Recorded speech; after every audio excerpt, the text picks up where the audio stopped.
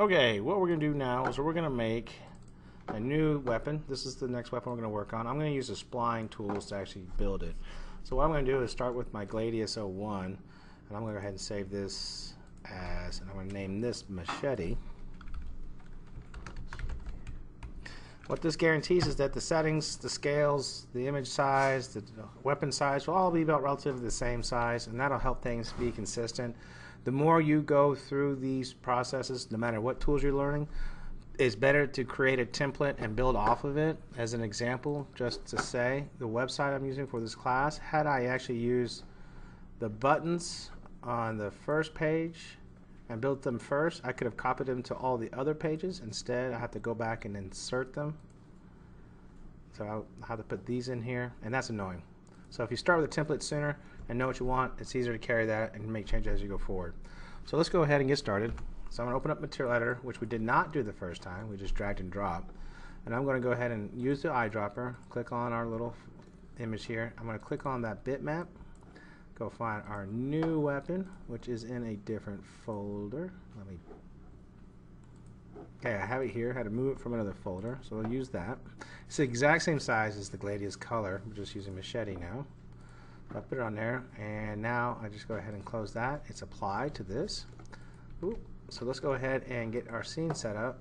So we'll uncheck show frozen in gray, then we'll freeze selection. That way I can't select it. And let's go ahead and save. That means our new base scene, Machete 01, is set to go. So what I'm going to do now is I'm actually going to work in splines. Let me actually backtrack real quick. I'm going to do something real quick, and hopefully this will make sense. I'm going to unfreeze you, and I'm going to move it in the Y direction just a little bit, and then I'm going to refreeze it. And in doing so, freeze selection, boom. What I've done is I've taken it off the actual origin, and when I create splines here in this view, it'll sit on top of the actual image and not on the same plane as the image. So if I go into Create Panel, and I go to Splines, I go to Line Tool. Line Tool is really cool, and what it does, it allows you to, I can just draw an actual mimic of the shape. And a couple key features is I'm going to build each piece independently, so I'm going to build this blade. And if I'm going to put a vertex, then I want a matching corresponding vertex to follow along with it on the other side. And that just means that my poly count will stay clean. So I'll close the spline, and we'll talk about that. Let's do the handle. Let's do the handle one big stroke. So keeping as low poly as I can at the most part, but still get the actual silhouette of the actual object. So we'll have to add another vertex there. And we can always insert real quick. The beauty of splines is how easy they are to navigate and create, how dynamic they can be. Alright, so there's our basic outline. So let's hide the geometry. And let's change our splines to color so we can see. So we're working in just a 2D shape right now. So we're basically, if you've ever used Illustrator or anything in vector or base, we're using the same kind of principles here. So if I go into my actual, select my spline, and I'm going to go ahead and hide the buttons. And so if I go to spline, I have only 3 sub-objects here. I have a vertex, I have the segment, and then I have the element, or the actual spline. Just like in Edit Poly, we can have multiple splines, multiple elements into a single line object. So just be wary of that. A lot of the same tools do correspond from 3D, from the Edit Poly to a spline. But remember, it's only in 2 dimensions, so it has less things to worry about right off the bat.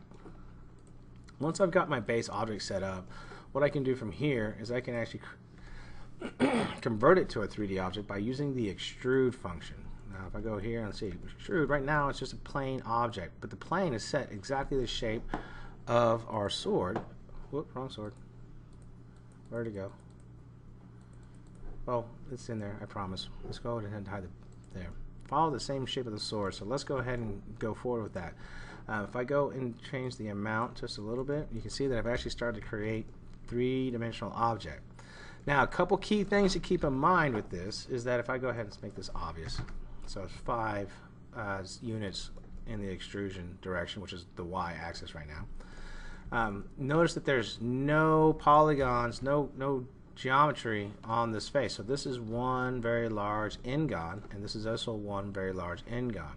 Now this is why I go and put the actual vertices, at least try to equal the count of vertices on each side. So if I go in here and I actually apply a edit poly, I can come in here and I can actually do a connect to connect these vertices, which will allow me to quickly model this 2D shape object into an actual 3D object. And if I want that bit in there, I'll go ahead and put it in there. I can always remove it later.